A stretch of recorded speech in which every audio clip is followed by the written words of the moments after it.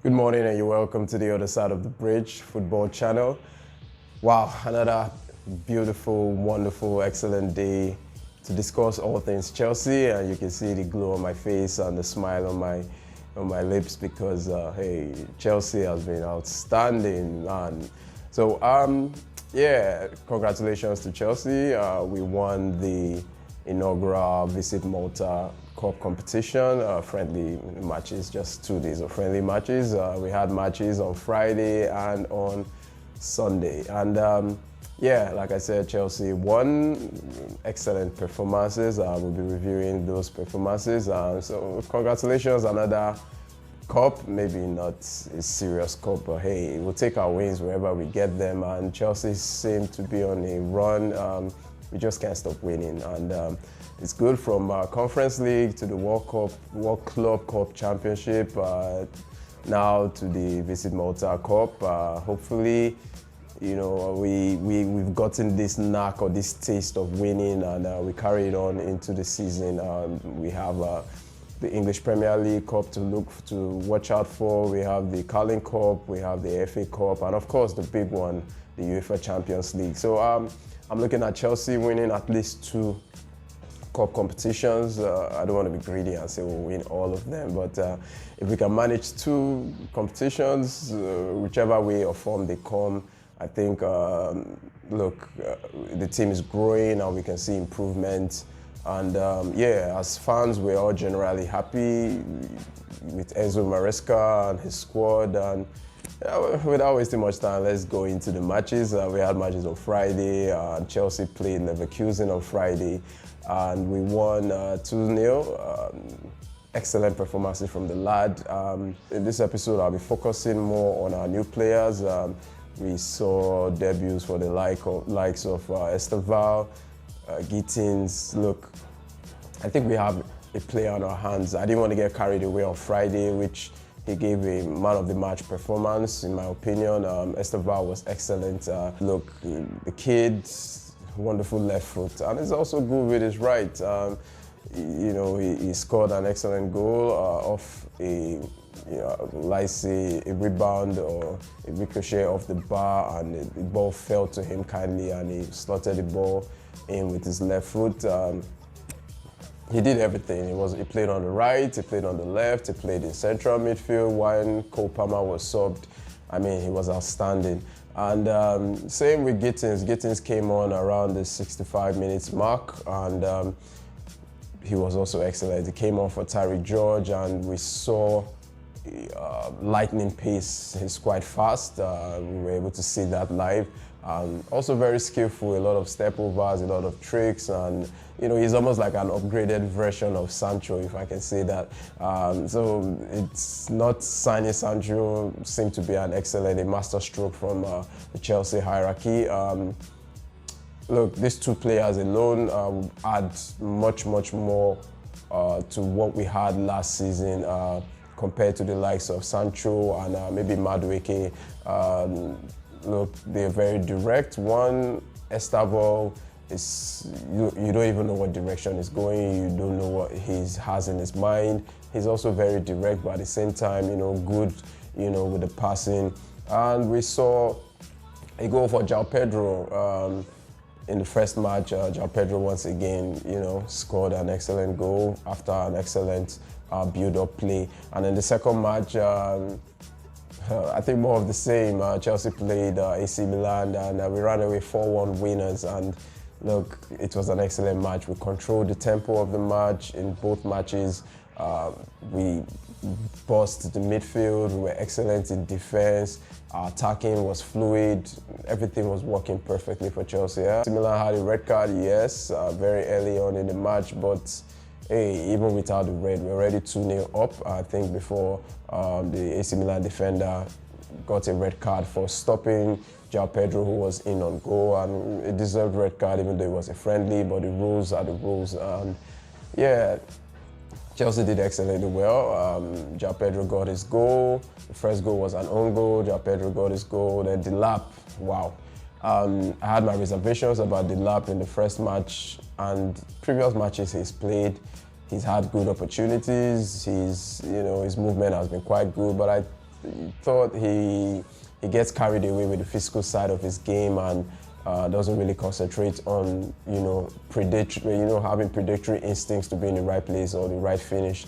And but it proved me wrong today. I think he had a penalty. Esteban was brought down in the second half when he came on, and the lap stepped up, took that penalty, and you could see what that goal meant to him, and gave him a little boost, a little push, a little confidence, and the entire team was happy for him. Even Pedro was clapping in the corner, and he finished it up with his second goal of the match and Chelsea's fourth goal. Lovely pass by Esteban, one-time pass. Nobody expected he was going to give that pass. It was excellent. You need to see that. And the lap finished, excellent finish, and very good start to the season for Chelsea in terms of the two competitions we've been in. And we had a little scare in terms of Chalobah. Chalobah went off injured.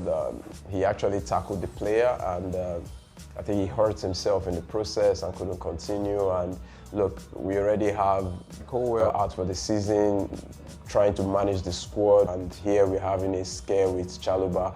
And I think every single Chelsea fan was, scared and worried. But good thing, there's nothing to be worried about. He seems to be fine. He dropped a tweet on X later thanking everyone and saying he was fine, and yeah, that gladdens my heart. Everything seemed to be, okay on the injury front. No other injury to speak of.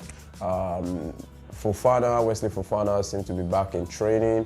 The match came a little bit too early for him, but he's back in training. Probably he could have been given a run out considering our options right now. But the coach said he's going to be fit for the start of the season.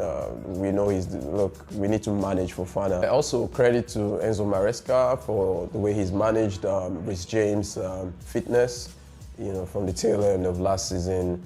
Look, we know Reece James has been, constantly injured almost every other match. But since the coming of Enzo Maresca, he's not rushed Reece James back. He's eased him into play, reduced his play time, substituted him at times.